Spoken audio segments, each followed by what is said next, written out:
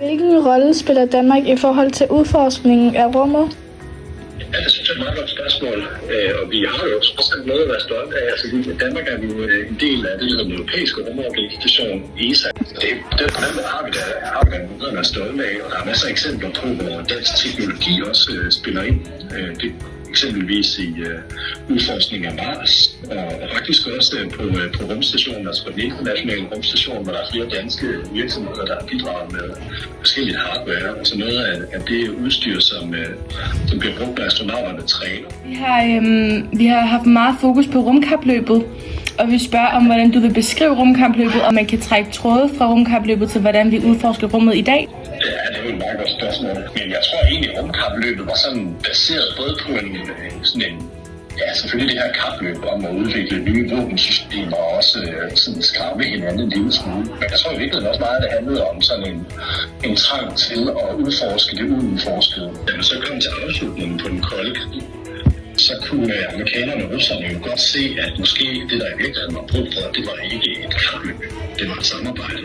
Og det var i det lys, at man blev enige om at lave den her internationale rumstation. Det er stadig et samarbejde, og hele det her kapløb er ligesom gået over med det samarbejde. Og det trækker jo trådet helt op i dag, at vi stadig samarbejder om udforskning af rummet, og jo vil blive ved med det indtil i hvert fald rumstationsprojektet, det udløber. Vi har jo om vendepunkter i projektet, og vi spørger, hvad er det største vendepunkt for dig i forhold til udforskning af rummet? Det synes jeg er et virkelig godt spørgsmål. Det største vendepunkt. Hvis man sådan kigger historisk på det, så tænker jeg, at den vildeste bedrift, der har været inden for udforskning af rummet, det er helt klart noget, der er det. Altså, det er, at man fatte nogle mennesker på jorden, var jo det vildeste projekt egentlig.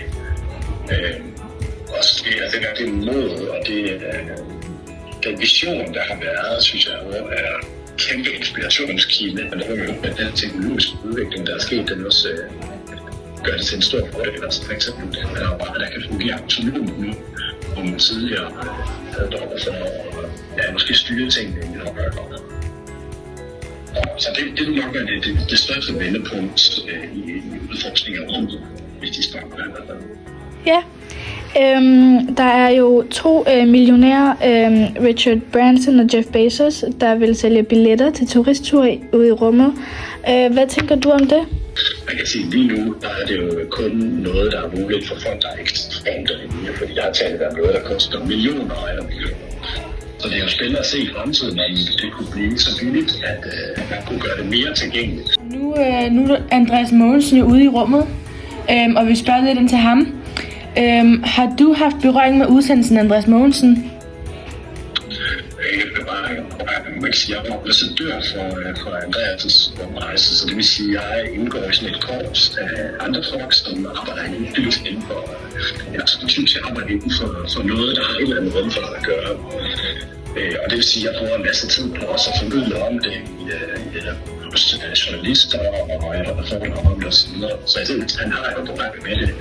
Jeg har også også været med til arrangementer i forskellige forbindelser med både med opsættelsen og før og efter. Hvilken betydning har det, at en dansker er sendt ud i rummet, og hvordan kan det påvirke os? Andreas har jo nogle forskningsprojekter med, som er vigtige. De er sådan måske mere relevante i en bredere kontekst end lige i Danmark, men altså et eksempel i 2001, det er Andreas, han tager nogle billeder af månen, og ud fra de billeder, der vil man bruge den viden, eller der vil man bruge det til at få viden. Hvad synes du er fordele og ulemper ved rumrejser?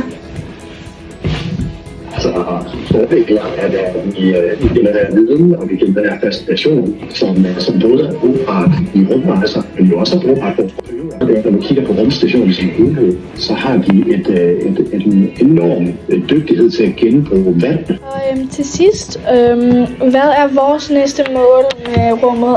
Altså, hvad vil vi opnå? Det næste mål for rumfarten, så er der nogle nære mål, og så er der nogle lidt mere langsigtede mål. De nære mål, det er jo, at amerikanerne meget fint siger det, at de vil gerne have den første kvinde på månen. Det synes jeg er et fint perspektiv. Efter det, så er det næste mål jo Mars, som jo også er helt fantastisk spændende, altså med bemandede missioner. Men det er et lidt større projekt, fordi det at rejse til Mars, det tager jo et sted mellem et halvt år og 9 måneder. Men det var alt det, vi havde for i dag.